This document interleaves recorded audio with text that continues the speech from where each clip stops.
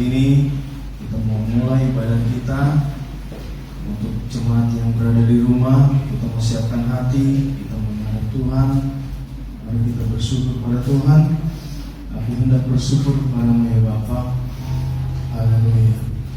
Terima kasih Yesus.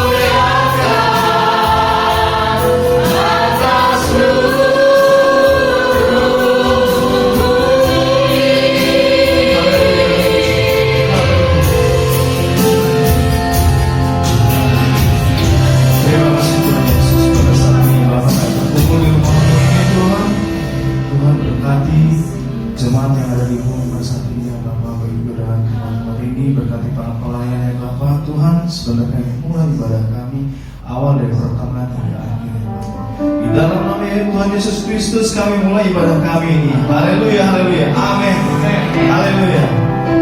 Kita mau bersorak bagi Tuhan. Kita mau bangkit, kita mau serukan nama Yesus. Bangkit, serukan nama Yesus. Haleluya.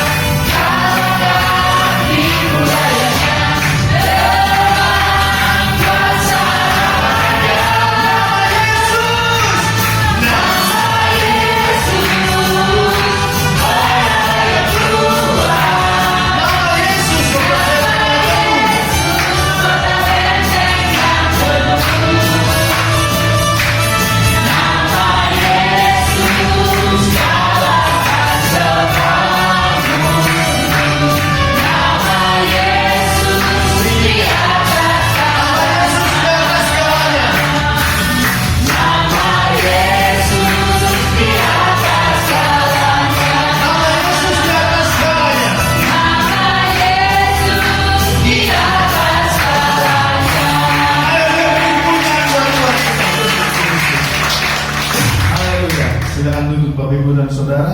Saatnya kita mau mendengarkan firman Tuhan. Kita mau siapkan hati kita dan ditujukan kepada Tuhan. Haleluya. Firman berkata kau beserta aku ya Bapa. Kontrol dari jiwa Tuhan. Tangan Tuhan selalu menantikan setiap langkah Tuhan.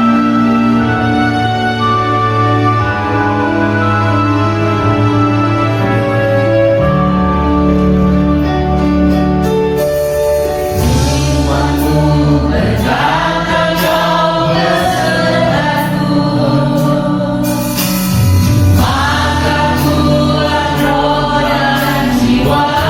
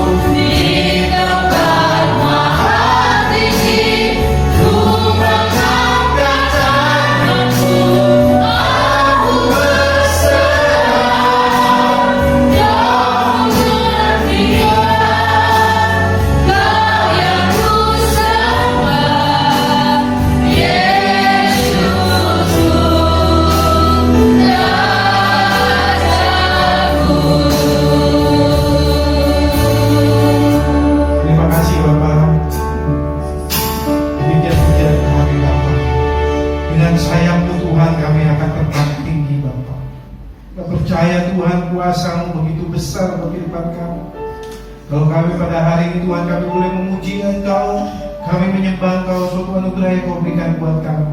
Sebentar kami akan mendengarkan firman Bapa. Kiranya firman menjadi kekuatan buat kami Tuhan, untuk kami tetap diam di kaki Engkau Yesus dan memandang-Mu Bapa. Pakai hamba-Mu Bapa, sembunyikan hamba-Mu di balik salib Bapa. Hanya kebenaran-Mu saja yang memimpin kami pagi ini dan memberkati kami pagi ini. Di dalam nama Tuhan Yesus Kristus kami siap mendengarkan firman-Mu. Haleluya. Amin. Puji nama Tuhan.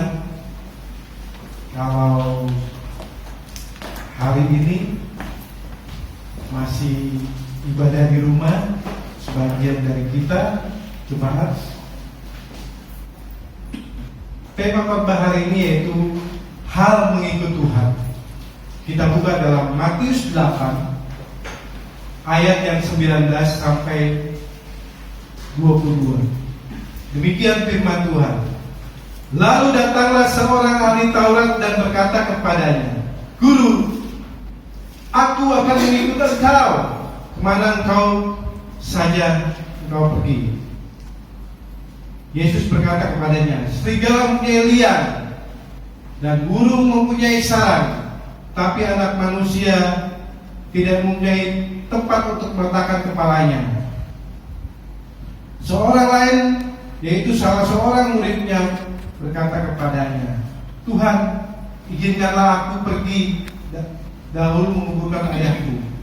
Tetapi Yesus berkata kepadanya, ikutlah aku, dan biarlah orang mati menguburkan orang-orang mati mereka. Firman Tuhan pada pagi ini berbicara tentang hal mengikut Tuhan. Hal mengikut Tuhan di dalam kehidupan kita adalah ada harganya. Ada harga yang harus dibayar.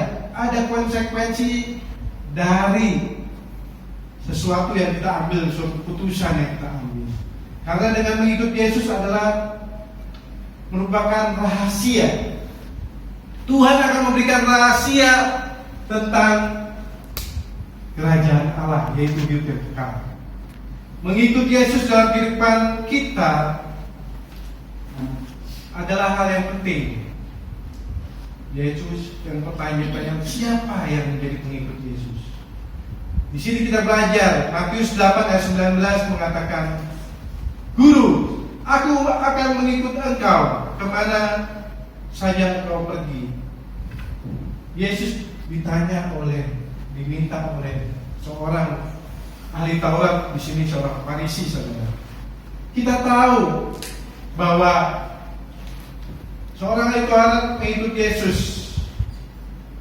tapi Yesus agaknya sedikit tidak bergerak hati mendengar perkataan orang ahli Taurat ini, karena dia tahu bahwa sudah barang tentu bahwa orang ini tidak sungguh-sungguh percaya dan dia hanya berpura-pura mengikut Yesus, hanya memuji Yesus.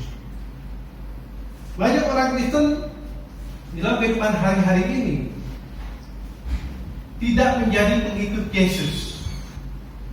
Dia hanya sebagai orang yang beragama Kristen atau Kristus.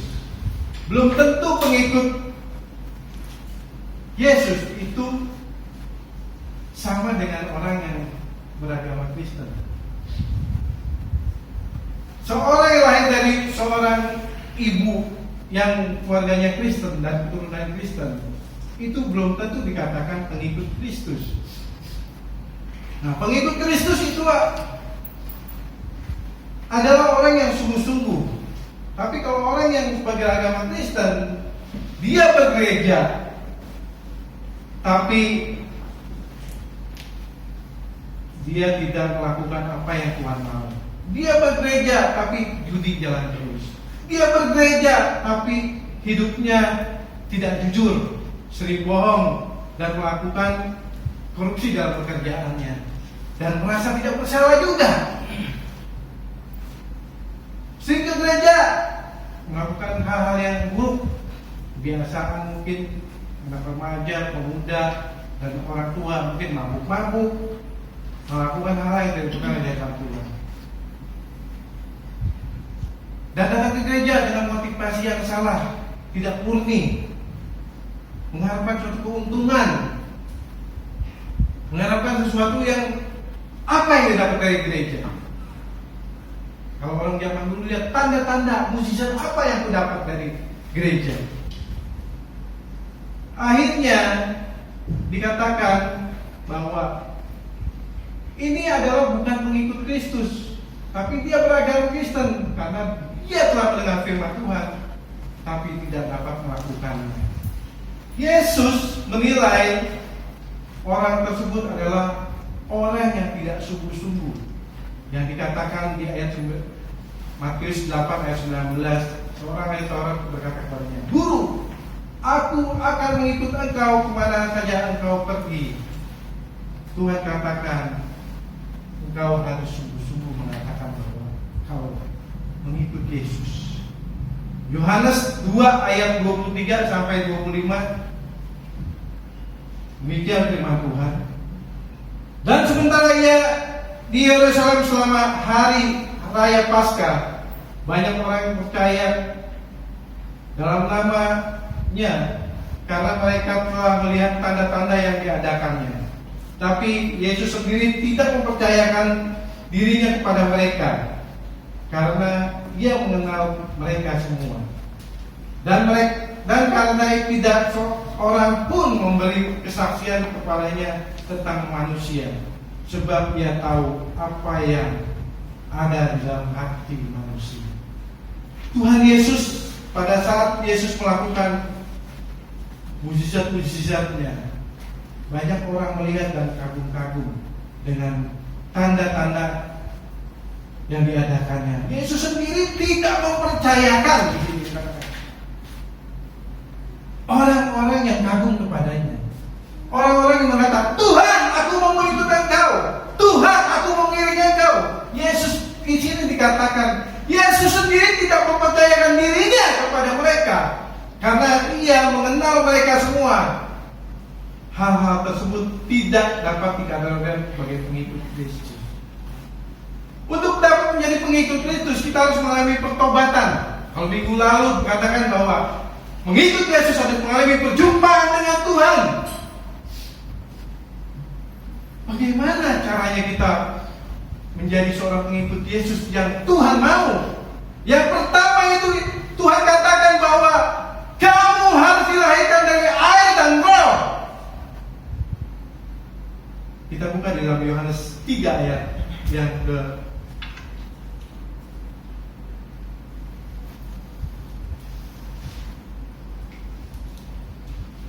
1 sampai 5. Ada seorang Farisi yang bernama Nikodemus, seorang pemimpin agama Yahudi. Ia datang pada waktu malam kepada Yesus dan berkata, "Rabi, kami tahu bahwa engkau datang sebagai guru yang diutus Allah.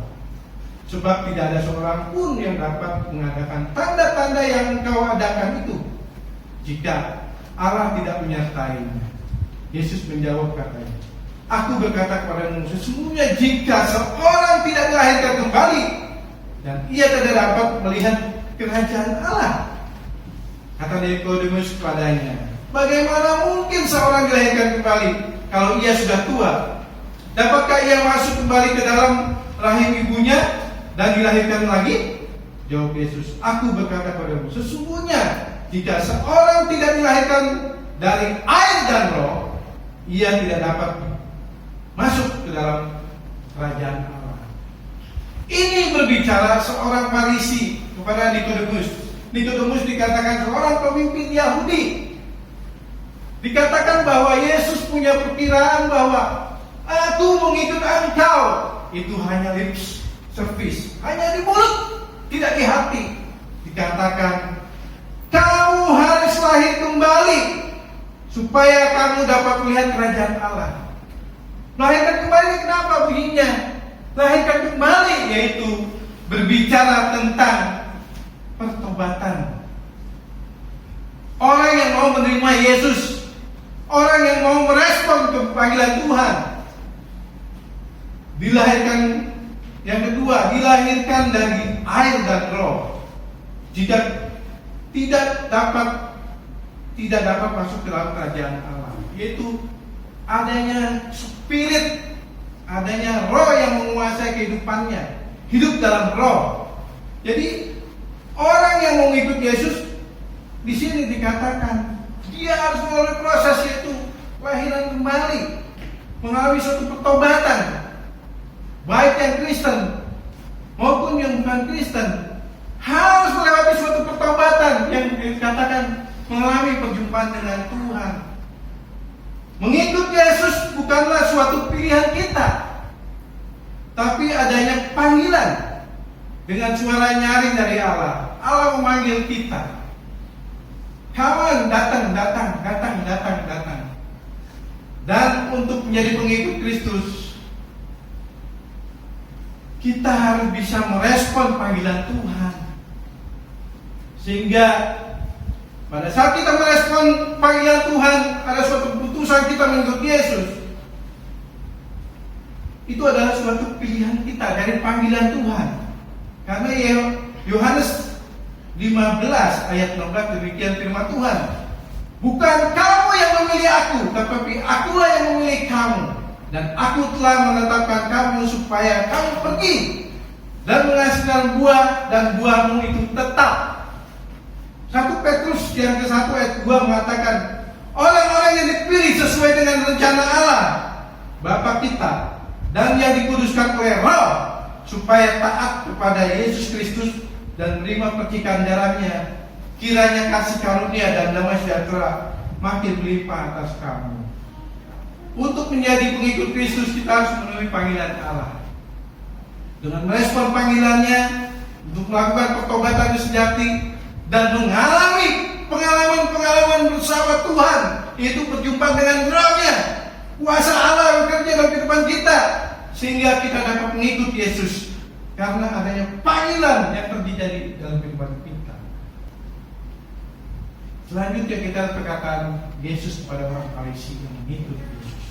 Pada saat orang yang sudah lahir kembali, pada saat orang yang sudah menerima panggilan spirit dengan Tuhan, mengalami perjumpaan dengan Tuhan, Yesus berkata kepadanya, serigala mempunyai liang, burung tidak mempunyai sarang, tapi anak manusia tidak mempunyai tempat untuk meletakkan kepalanya.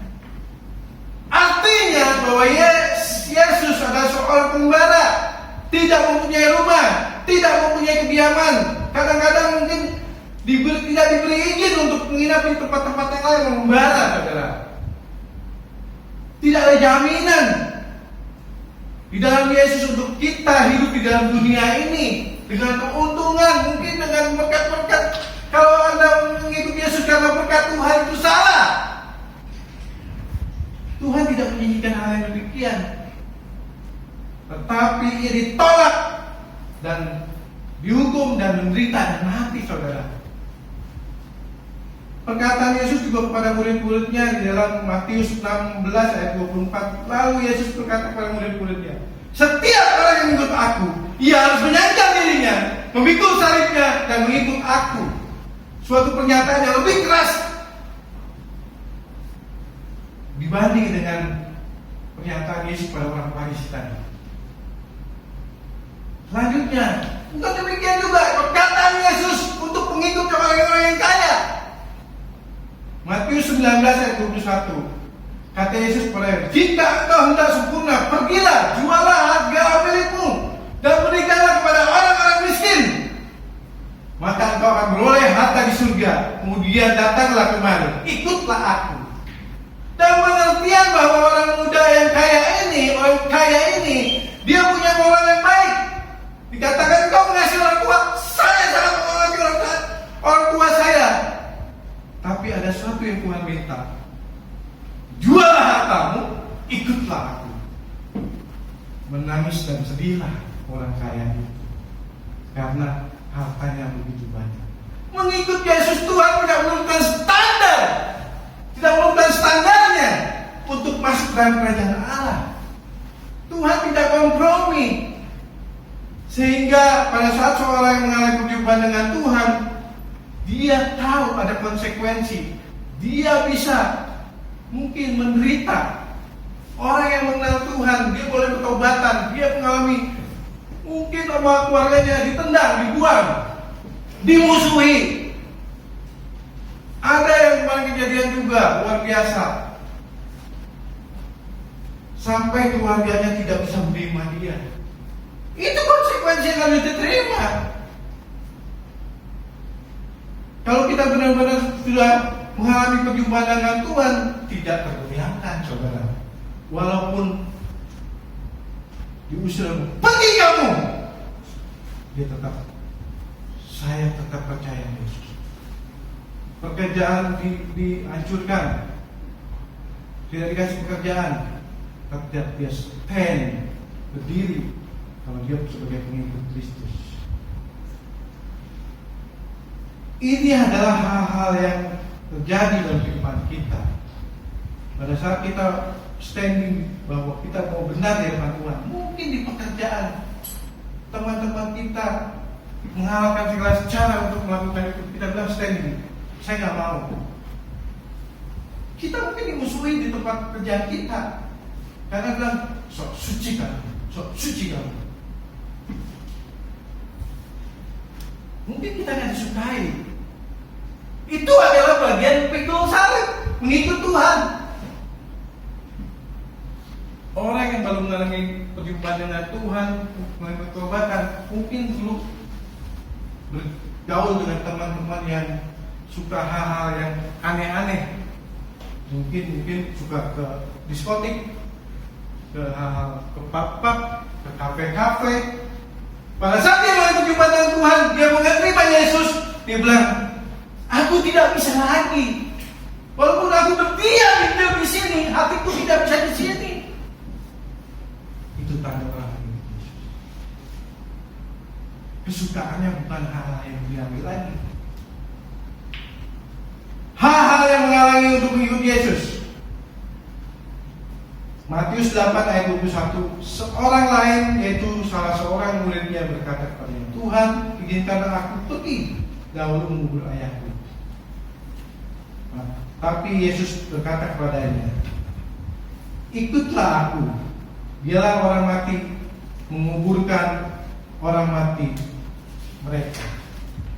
Ini berbicara bahwa adanya tantangan, adanya halangan pada saat kita mengikuti Yesus. Seringkali keputusan kita bilang, saya mau ikut Yesus hari ini, besoknya ada problem. Mungkin dia mulai mikir-mikir, ikut enggak, ikut enggak, ikut enggak.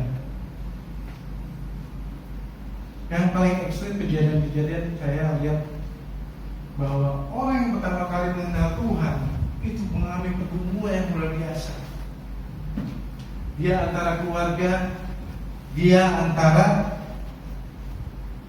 Tuhan. Saudara bisa bayangkan, saudara, penghalang buat Rasul Paulus untuk menerima Yesus. Kalau Alkitab cepet aja, dia mengalami perjumpaan dengan Tuhan.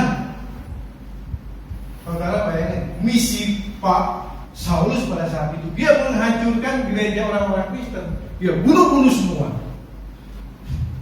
Pada saat itu, Saulus, kenapa engkau menghina aku? Pada saat itu, saudara, Saulus mengalami perjumpaan dengan Tuhan yang luar biasa. Pikir gak ada penghalang buat dia. Saulus adalah seorang yang perwira yang luar biasa. Dia dipercayakan pemimpin untuk melakukan misi itu. Dia pemimpin, bukan anak buah. Kalau anak buah, dia gampang-gampang aja. Saya pergi ya. Kata pemimpinnya, nggak apa-apa, lepas satu tumsel. Tapi kalau pemimpin dalam suatu perusahaan, dia buat, bosnya bingung, siapa penggantinya yang cakap seperti dia. Demikian pada saat itu Paulus nggak gampang memutuskan dia langsung terima Yesus. Pada saat dia terima Yesus, dia bilang, Tuhan, maafkan saya Tuhan, ampuni saya Tuhan, saya tidak tahu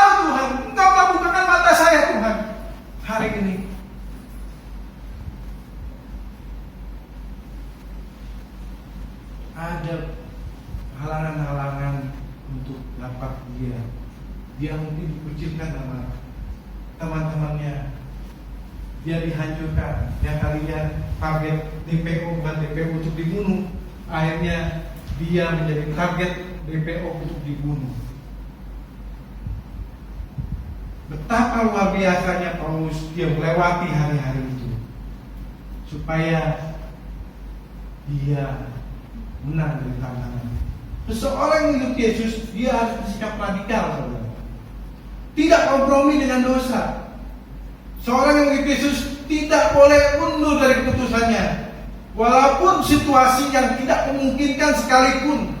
Mungkin keluarga mendesaknya, lingkungan dan teman-temannya tidak disukai dengan keputusan-keputusan itu. Mengikut Yesus dikatakan kita harus bersedia melepaskan ikatan-ikatan dan meninggalkan hal-hal yang duniawi. Kita buka di dalam Matius 13 ayat yang ke-10 sampai yang ke-16.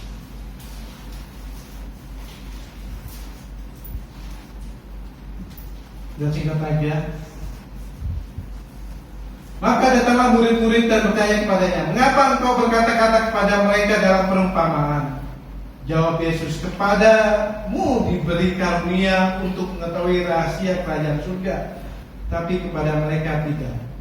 Karena siapa yang mempunyainya, padanya akan diberi, sehingga dia berkelimpahan. Tetapi kepada siapa yang tidak mempunyainya, apapun juga yang ada padanya akan diambil daripadanya. Itulah sebabnya aku berkata-kata kepada dalam perumpamaan kepada mereka. Sekalipun mereka melihat, mereka tidak melihat. Sekalipun mereka mendengar, mereka tidak mendengar dan tidak mengerti. Maka pada mereka genaplah nubuat Yesaya yang berbunyi, kamu akan mendengar dan mendengar, namun tidak mengerti. Kamu akan melihat dan melihat, namun tidak menganggap. Sebab hati bangsa ini telah menebal, telinganya berat mendengar, dan matanya melekat tertutup, supaya jangan mereka melihat dengan matanya, dan mendengar dengan telinganya, dan mengerti dengan hatinya, lalu berbalik sehingga aku menyembuhkan mereka.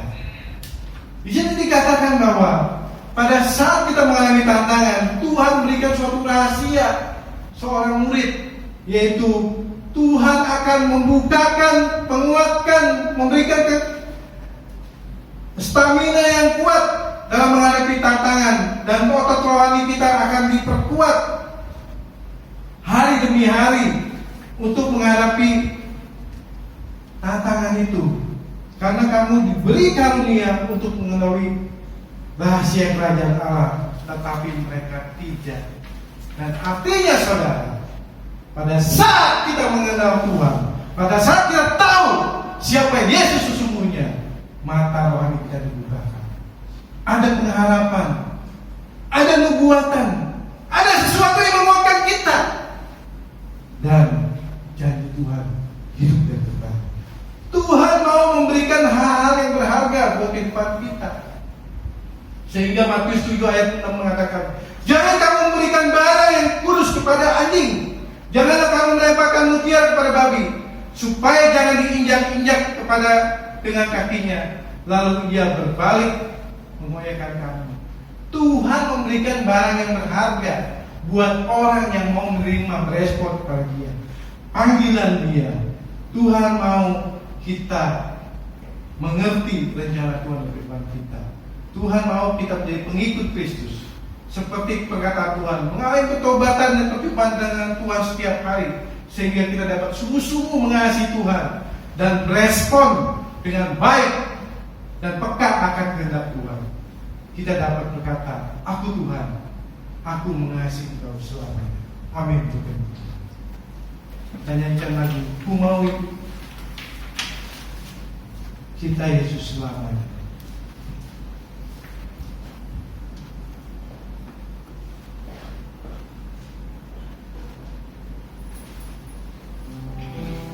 Kita mau pakai diri saudara.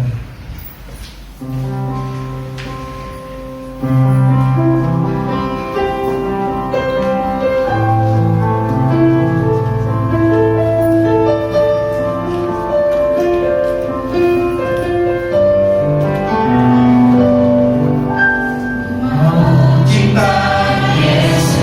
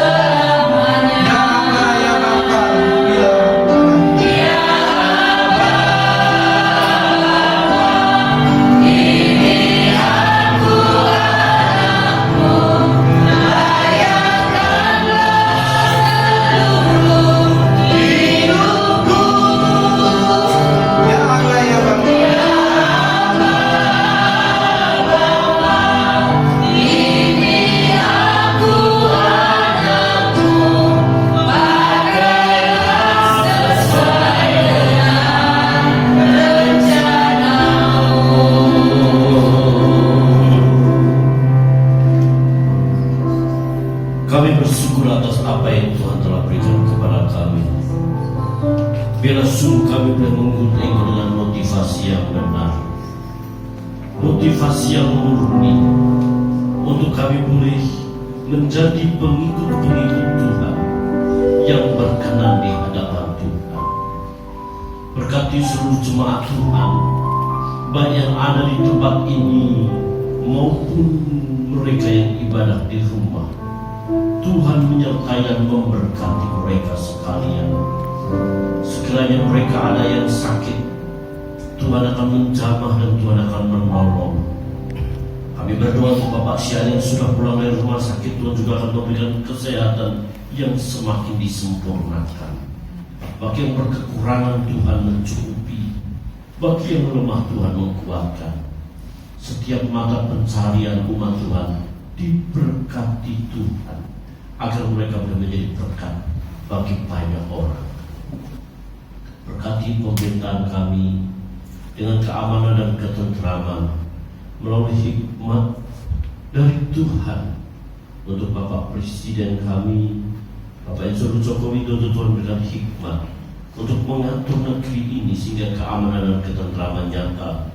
Dan kami berdoa untuk kesehatan negeri ini Tuhan, dari virus corona, biar segera lenyap dari bumi ini. Oleh sebab itu Tuhan tolong, melalui kesehatan kami boleh beribadah kembali kepadamu.